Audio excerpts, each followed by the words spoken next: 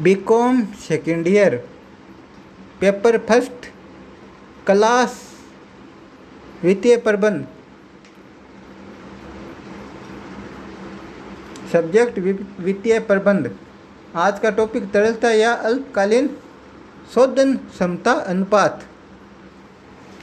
अल्पकालीन या शोधन क्षमता अनुपात किसी संस्था की वित्तीय स्थिति को जानने के लिए अपनी महत्वपूर्ण भूमिका निभाता है। इससे पता चलता है कि संस्था अपने चालू दायित्व को भुगतान करने में यथा समय कितना समय लेगी। इसमें तरलता अनुपात में जो पहला अनुपात आता है वो है चालू अनुपात। चालू अनुपात को वर्किंग कैपिटल रेशियो या 2:1 भी कहते हैं।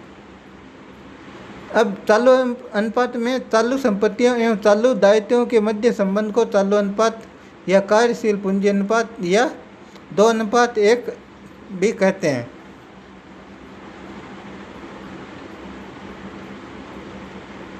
यह अनुपात करेंट चालू संपत्तियों में चालू दायित्वों का भाग देकर ज्ञात किया जाता है। सूत्र रूप में करेंट रेशियो बराबर करेंट एसेट बटा करेंट लाइबिलिटीज होता है।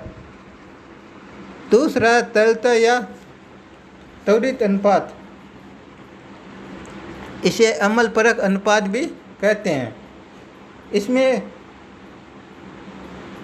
यह तरलता अनुपात तरल संपत्तियों और चालू दायित्वों के बीच संबंध स्पष्ट करता है और सूत्र रूप में इसको इस प्रकार लिख सकते हैं: लिक्विडिटी ओवर क्विक रेशियो बराबर लिक्विड ओवर क्विक एसेट बटा करेंट लाइबिलिटीज। अब क्विक एसेट को निकालने के लिए करेंट लाइबिलिटीज में से स्टॉक और प्रीपेड एक्सपेंसेस को घटा देते हैं तो फिर क्विक एसेट आ जाएगी। तरल या लिक्विड अनुपात का आदर्श अनुपात 2:1 होता है।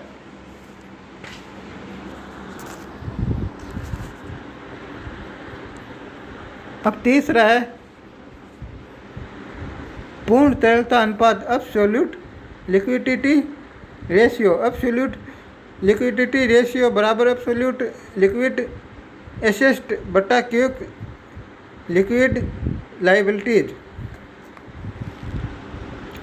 एब्सोल्यूट लिक्विड एसेट का मतलब बराबर कैश प्लस मार्केटेबल सिक्योरिटीज होता है।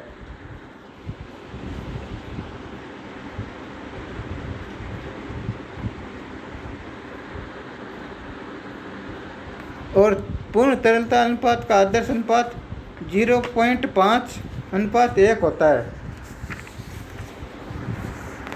और क्विक लिक्विड लाइबिलिटीज में करेंट लाइबिलिटीज में से बैंक ओवरड्राफ्ट को घटा देते हैं। अब इस अनुपात का कोई महत्व नहीं है, पूर्ण तरलता अनुपात का अब कोई महत्व नहीं है, क्योंकि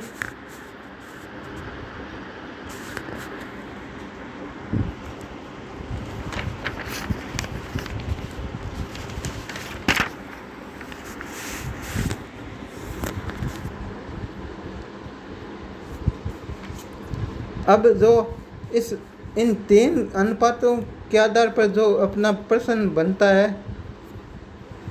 वो ये है।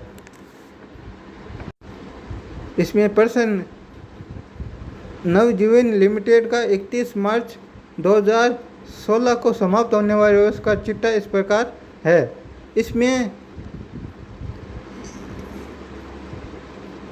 इस सवाल में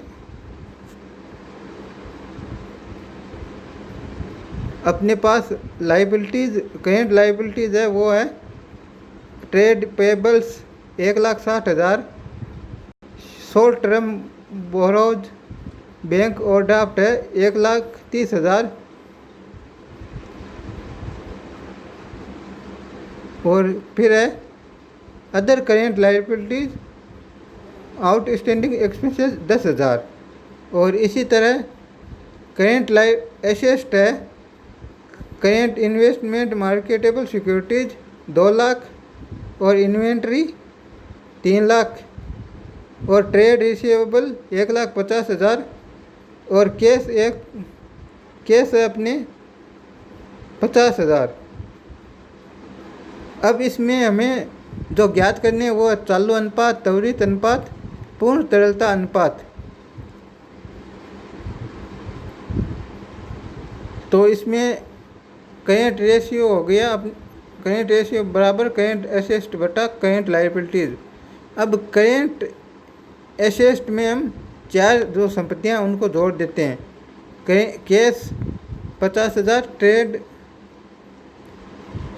trade receivable 1,50,000, marketable securities 2 lakh, inventory 3 lakh, इसमें 7 लाख हो गए और करेंट लायबिलिटीज में हो गए 3 लाख। तो 7 लाख बटा 3 लाख बराबर 2.33 अनुपात 1 हो गया। अब दूसरा आता है वो है क्योंकि अवर एसिड टेस्ट रेशियो। इसमें क्विक अवर लिक्विड एसेट बटा करेंट लायबिलिटीज। अब इसमें 7 लाख में से इन्वेंट्री को घटा देंगे, 3 लाख इन्वेंट्री है ना, उसको घटा देंगे तो अपने आ जाएगा 4 लाख। 4 लाख बटा 3 लाख करेंट लायबिलिटीज हो गई, तो इसका हो गया 1.33 अनुपात 1। फिर वह सी absolute liquid ratio, absolute liquid asset. इसमें कैश प्लस मार्केटेबल सिक्योरिटीज आएगा बटा लिक्विड लायबिलिटीज। तो कैश है अपने 50,000, मार्केटेबल सिक्योरिटीज है 2 लाख, 2,50,000 ये हो गया बटा 1,70,000। इसमें बैंक और ड्राफ्ट के 1,30,000 नहीं जुड़ेंगे, केवल ट्रेड पेबल और आउटस्टैंडिंग एक्सपेंसेस ही जुड़ेंगे।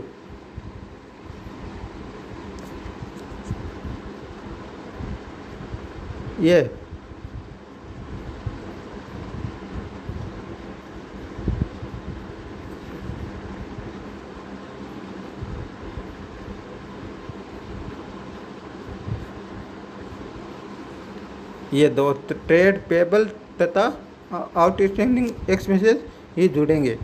तो इसका अनुपात आ गया 1.47 अनुपात 1।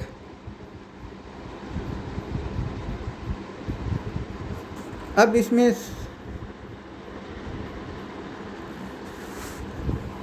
इस तरह से अपना ये सवाल हल हो गया।